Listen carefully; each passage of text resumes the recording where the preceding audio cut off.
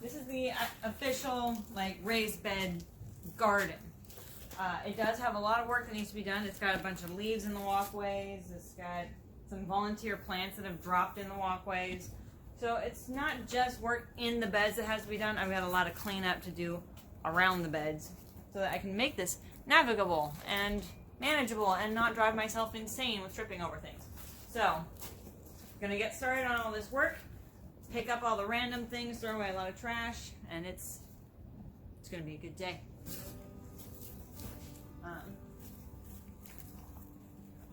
See, we've got things like this. This is a volunteer borage plant. Borage is awesome, I love it, but you don't want to touch it with your bare hands because it's very prickly. It's a really good companion plant, but it's not going to be a whole lot of companioning in the pathways. So just stuff like that, picking up things out of the walkway, out of the way, because walkways are not for plants. But I'm going to throw that way.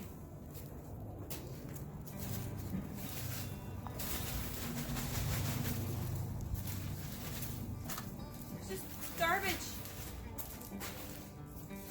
Garbage that gets forgotten about and then rained on and really gross. And this stuff. This is the nut grass. I mentioned before that the reason I put in the raised beds is because we had this nut grass. Now, this one doesn't have a nut on it because it was right at the surface. But what happens with this stuff is that underground there's a little nut that's going to put a root out and it puts a plant up. And then say, oh, well, it did great here, so I'm going to put another root out and make another nut over here and put another plant, and it just becomes this whole tangled mess. I think I pulled up a string of like 20 nuts when I was trying to weed in the in-ground garden, and it took so much time and work, and those 20 nuts covered an area about this big.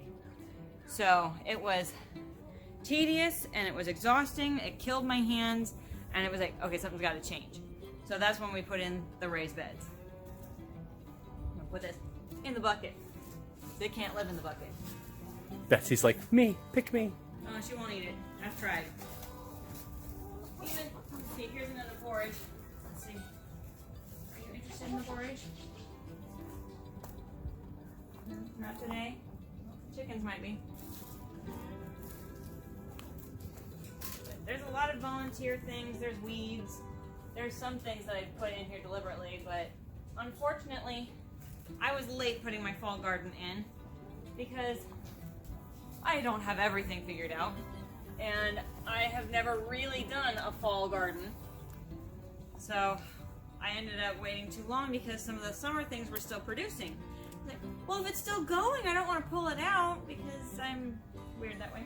And so I ended up putting these plants in. These are all kale in here, and we've got a couple that are doing well. But the days just got too short on me, so they couldn't really develop before the cold weather hit. So what they have tastes fantastic.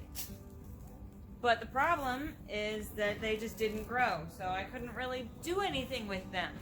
So this year, it's really a goal of mine to get the fall garden in earlier so that they can actually grow and I can actually pick something in the winter. Because I was stuck buying kale all winter because the biggest one is only this big. So. But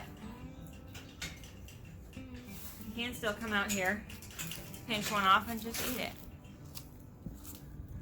Tasty work snack. Mm-hmm. Kids love it too. Yes, they do.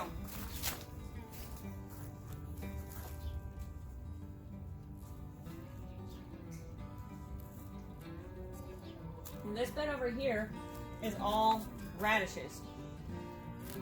Except, well, this is a nasturtium that snuck in, and there's a volunteer borage behind it. But, like, this is a radish. Now, the problem that I had with the radishes is that, again, they were planted a little late, so the days were short, so they didn't root up. So I've got all these big, beautiful foliage, but, let's see, here's one. That's the extent of the root. So, a mistake that I made was in getting them in too late. So I have big, beautiful radish tops, but very pathetic roots. I do have some that rooted up. When is a good time to be planting radishes? I'm curious. Which means someone else's. Well, radishes, I mean, here in zone 9A, you could probably start planting them now and be fine. They might take a little longer to germinate. They might take a little longer to mature. But you really, if you can plant them around your last frost date, then you'll be picking them in 30 days because they're not going to get super hot or bitter because the weather is still nice. And they'll have enough daylight hours to actually grow and do something. So that was my big mistake over this winter. Although, because I planted them late, and because they took long to mature, the ones that did root up, I could pick them at any time throughout the winter. So these have been in here since October, I think. And some of them look pathetic and puny, but some... Let's see.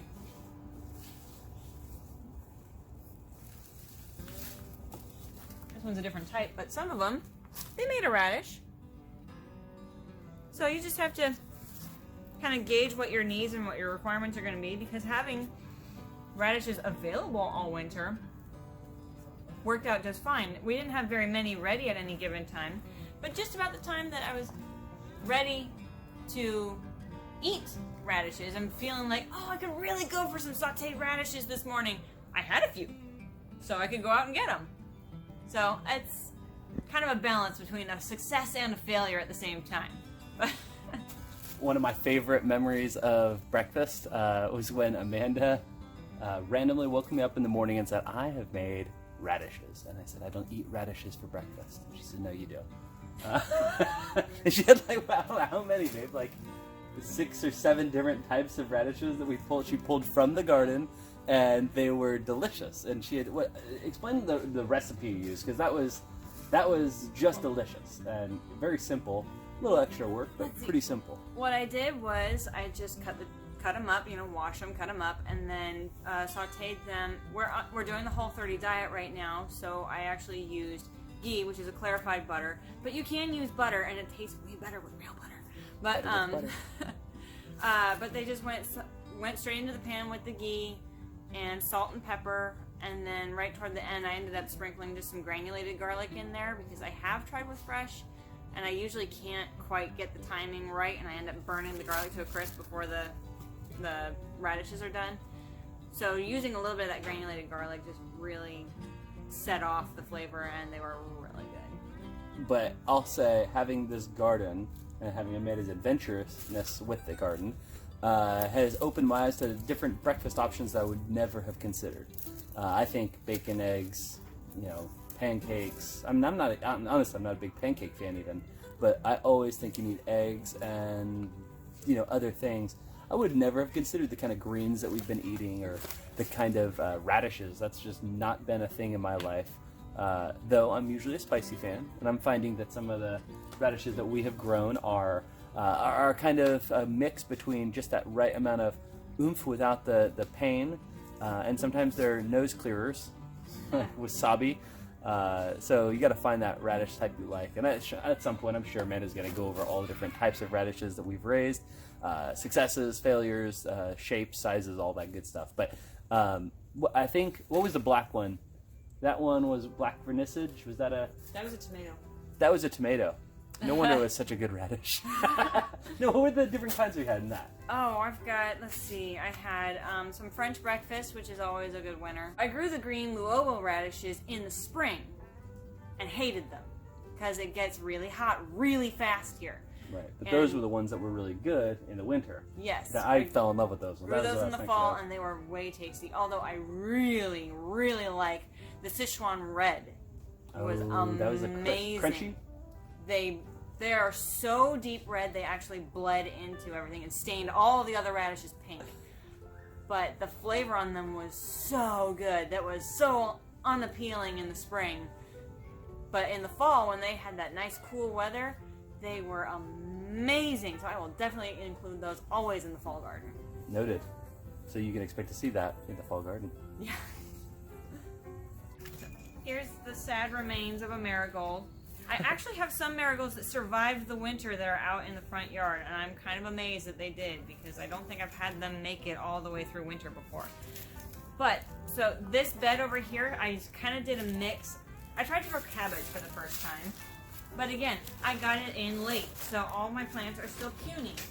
They're probably going to have to come out before the spring garden can go in because they're still only this big, and unfortunately I don't have the time now to wait out for them to head up. But I did the cabbages in here, and I did some radish. I did some radishes in here, and I kind of spread the radishes out into different beds where I had different collections of different types of radishes. So like the radishes in this bed are different from the radishes in that bed, and I had radishes in another bed over here, but those are all gone now. So they kind of got spread out. This bed over here is all carrots, and the tops look beautiful and gorgeous, but they were in late. By the way, they could just buzz it open. Let's see. What's this one? Ooh, oh my gosh, that's tiny. I don't want to Tiny. That one's for Caleb. I think that this one must be the cosmic purple. But that one's for you. I don't want this. Dead. I don't want. You just said that. I don't know if you said this, but did you Does say Daddy no? want this one? No. Mom, how I can't. There's a whole bunch of roots down Do your kids ever ask you just dumb questions like, Dad, I don't remember if you told me this, but do you want me to climb through the window of your truck? Ooh, I got At it. some point, your kids should know better, right? Well, Well, that one is all right, that hang you're on. Back to youngest. something more interesting than my complaints. The carrot with legs. What? Let's see. That's mine. It's a walking people carrot. Or alien carrot. It is an oddly colored carrot, so. You know, there are a lot of kids who don't even know that carrots grow in the ground. They're roots. There are kids. We grew a carrot tree when I was a kid. They got to carrot.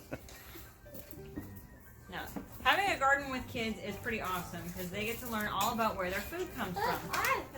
There's kids even at their school who don't know that a carrot grows on the ground, that a potato has a plant. There are adults who don't know that a potato has a plant. So it's just really cool that as you're learning, they can learn alongside you about the things that they eat, and I think that's cool. Go out through the gate. Hey!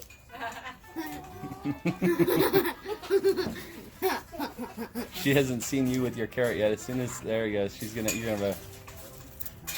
have an audience now. Dad, I'm eating it like this.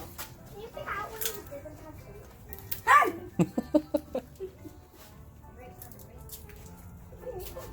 Uh-oh.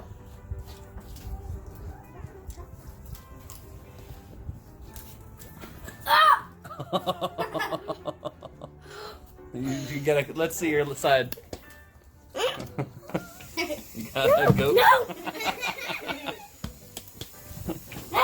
Attack of the killer goat. The carrot fiend. We don't have a whole lot of waste. Fun part about kids. They get to eat your carrots. Yeah, that's the fun part of kids. They eat everything you grow. What to expect when you're expecting. What to expect after you've expected something different. We should write a book. What to really expect. My carrot. What to expect with kids. Where did you learn Four-legged, your manners? two-legged, and any other number of legs. All right, Nathan has a joke for us. Let's hear it. Why did the goat stand only have 3 legs? Why? Because the goat had the other one. That's my boy.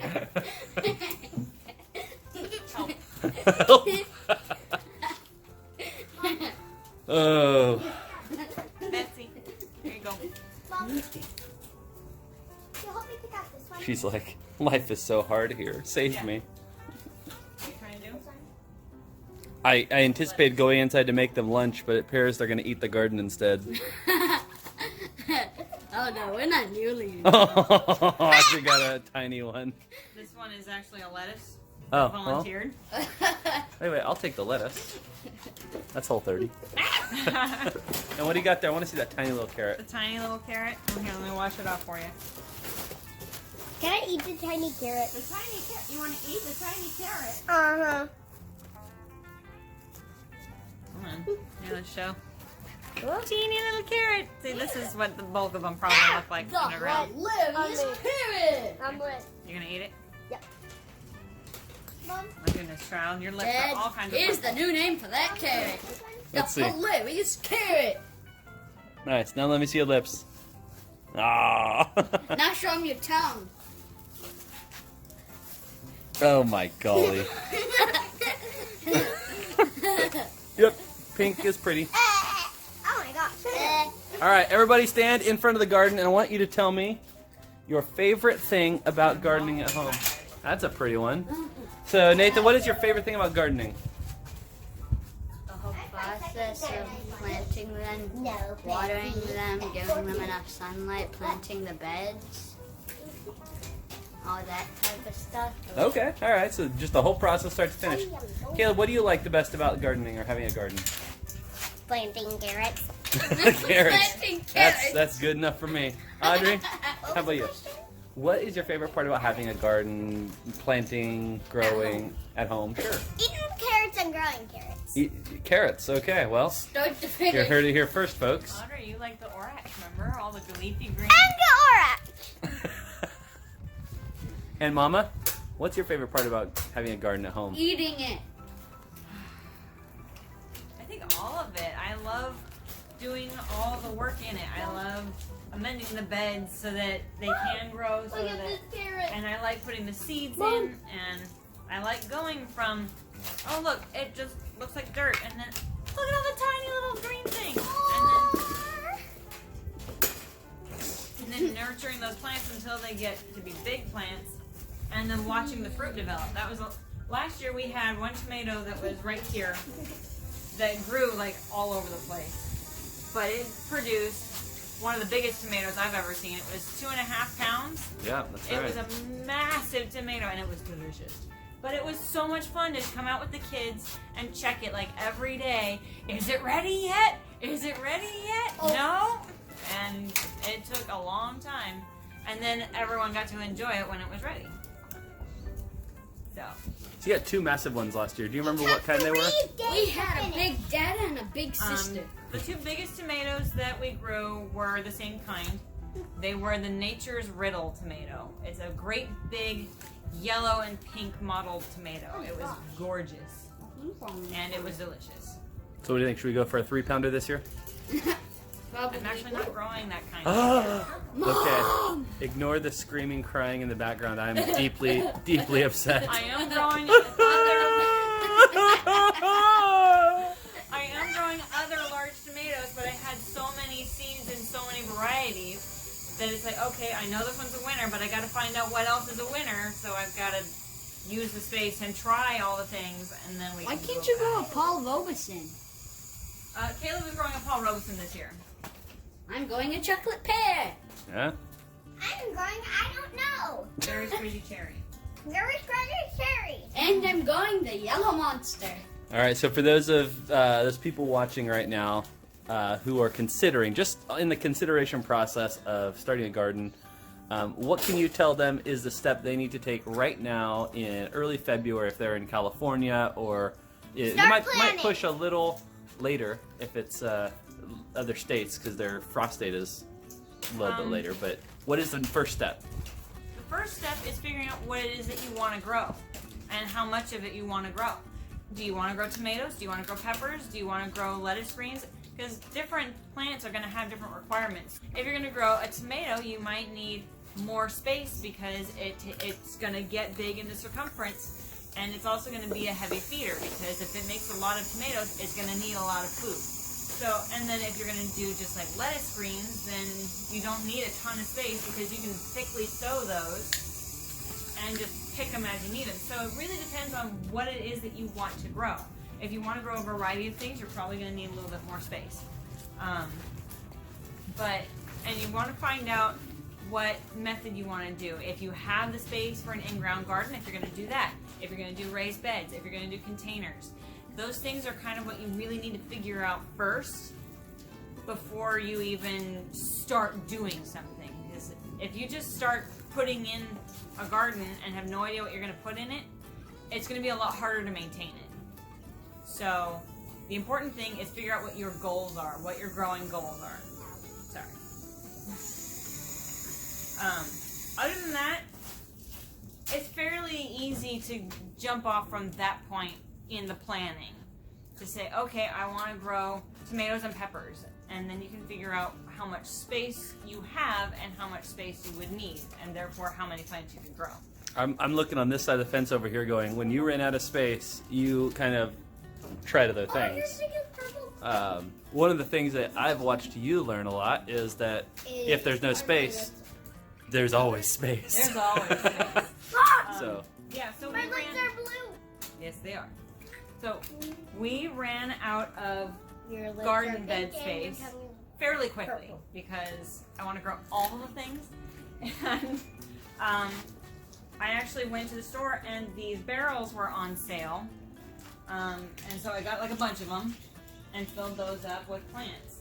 So this one on the end, it still has a pepper plant in it that is very sad, but it has peppers on it.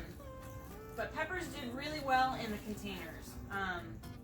I put a tomato in one of the containers, or actually two containers. One of them did a little bit better than the other because a larger tomato did not do as well in such a small container because it needed more fertilizer in that situation because a lot of it got washed out and the sides of the containers get hot in the sun. So, but the boys last year grew cherry tomatoes in a barrel and they did super well because they were smaller and required less from the plant to produce. So, learning little things along the way. But you can use almost anything as a container. Because a lot of the concern is the fact that planters are expensive. They are. They're very expensive. So I went back to Costco and they had these black totes on sale. They were only like $6 a piece. So what I did was I got a stack of them, brought them home, and dragged out my husband's power drill and just drilled drainage holes in the bottom, filled them up with dirt and put plants in them, and they did great. So you can plant them in anything. I used these containers last fall and grew lettuce extremely successfully in them. We had lettuce all winter. And the only reason that these lettuces are so small is, again, because I was late. So they didn't have the long days. So they look okay, but they've been in for a while now, and they're still pretty small. And that's only because of the day length, and that's all my fault. you should feel really terrible. I feel terrible. So another type of planter that we have is actually these pallet planters that we have strawberries in. Now the strawberries are a little sad right now because it's winter and they died back, but they're going to start coming back soon. But what we did was we had a friend who could source these pallets from a construction site. And unfortunately, pallets are really, really hard to come by around here.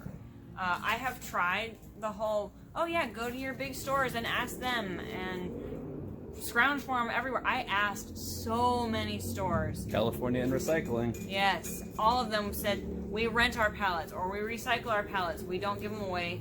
So it was impossible to get them. So I did finally get my hands on a couple of pallets from a construction site and had David dismantle them and build them back up into these planters.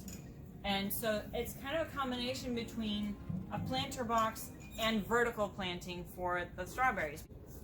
There's these slats in the sides, so there's like a couple rows of strawberries going up. And I have two different kinds of strawberries that are in the two different planters. And what I do have a goal this year to do more strawberries in strawberry towers, and we'll go over how to build those when I'm doing that. How about that pallet right behind you, up against the... Oh, yes. This pallet was our first foray into vertical gardening, and that was long before this whole garden was in here. It was in the in-ground garden, leaning up against this fence. Now, I had limited success with it. I think that part of it depends on what it was that I planted in it, but I had read that you could plant bell peppers in it, and I did, and the bell pepper plants didn't get very big, and all the bell peppers ended up scalding in the sun because of just the way the sun moved, and it was too much sun. Bell peppers in this zone do not want full sun. They want afternoon shade. But I do have a sage plant in here that the roots got so big I just couldn't pull it out. So it's still in here. Permanent herb garden now. Permanent fixture. And then this is actually lemon balm that got really leggy because in this bed I had a loofah that grew and took over this whole area and started growing all along the fence, but it shaded these, so that's why they're this long. So I definitely recommend this for people who don't have the space. I had just limited success for myself because of just the situation that I was in, and now I don't have a good spot to put it. So now it's just stuck in the shade and nothing really grows in it. So I've tried to put things in it here and there, but I'm just going to have to start with a more established plant maybe and put that in there. We've also, it's hard to amend the soil in it. Just It is by very hard nature. to amend the soil. Any fertilizers would have to be a liquid fertilizer going in because you just can't really add anything to the soil in it.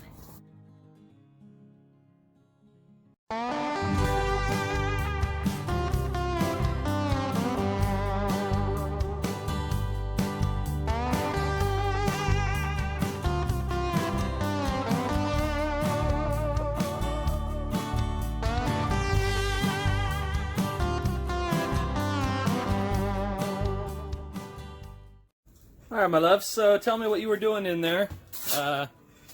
What everyone else got to see you do.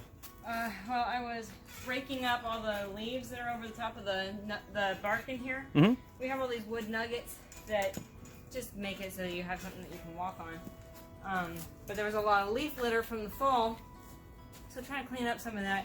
We'll probably have to replace some of the nuggets because some get swept up. Now, why is there so much trash in there? Because of me. But the nuggets, the goats will eat them, which is weird. Hey, but, fiber. Yeah. They know what they need. And they'll just break down over time, so we do need to probably bring in a couple more bags to top it off. But otherwise, it's gonna look real nice when I'm all done. And I think I'm gonna transplant this sage out front. So I will try moving it because it's gonna get too big sitting there, and then I can grow something else here and put this under those fruit trees to try and protect them. So, What's next?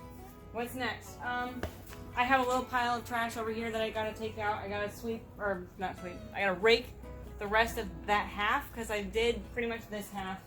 It looks so nice even though it's damp and wet. Winter. It's winter. That's how it is. Well, okay, so I saw you pull out these trays over there. What's up with that? Oh, the trays were because last year I had plants started in the cups, and when they were going through the hardening off process, I put them on old cookie trays or cookie sheets just to transport them in and out of the house. We did have a horrible, terrible tragedy last year though, because That's right. cups are wider at the top than they are at the bottom, and I was fighting with the goats at the door, and I dropped a whole tray of seedlings and lost a lot of them. It was tragic. I was on the floor in a puddle of just dirt and tears, crying over my baby plants that I killed. So that is a big... I got an excellent picture of that. We'll see if we can pull that up. Yeah, it was sad. It was sad.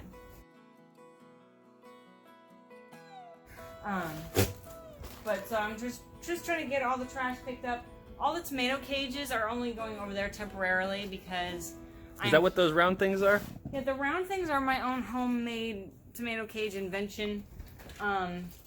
It's just 2x4 wire fencing that I just made in a circle so that I could support a tomato plant, because the tomato cages, even the big ones at the store, they don't really hold up a tomato very well. Especially the big leafy growing ones, right?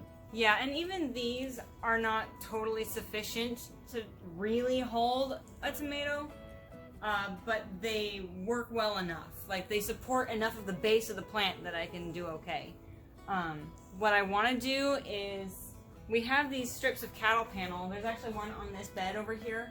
I want to actually move that because I'm going to put all the tomatoes in this big bed in the middle. And I want to have it elevated so that it can be in the middle and support 6 tomato plants in that whole bed. And they can all kind of lean up against it and against each other and see how that goes, because we did have a problem last year where I had some tomatoes in there and tomatoes in here and tomatoes over here, and they grew over the walkway and became a jungle, so that I had to keep hacking them back so that I could actually walk through. I'm curious if that will affect cross-pollination between the species, but you know. They'll all get cross-pollinated anyway, unless I bag them. unless I bag them before they open and then just pollinate them myself. Because flying insects are going to cross-pollinate anyway because they're in the same garden. So we might get some cherry tomatoes the size of Texas. All the seeds I'm starting are pure seed this year. All right. Well, good job. Keep it up. Love you. Love you.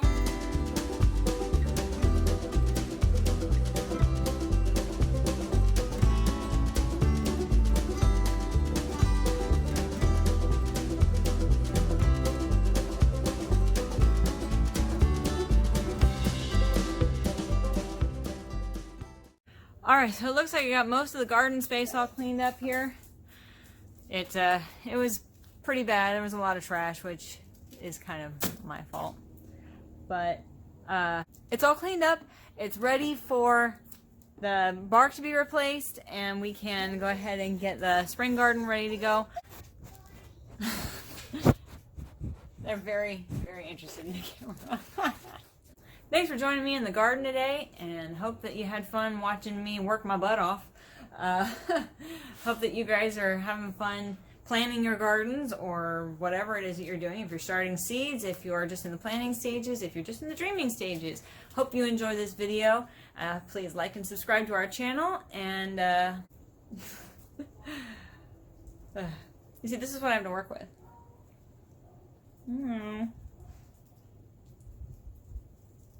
Yes, she's licking my pants. Anyway, this is your urban nerd with a goat herd telling you that you can grow wherever you're planted.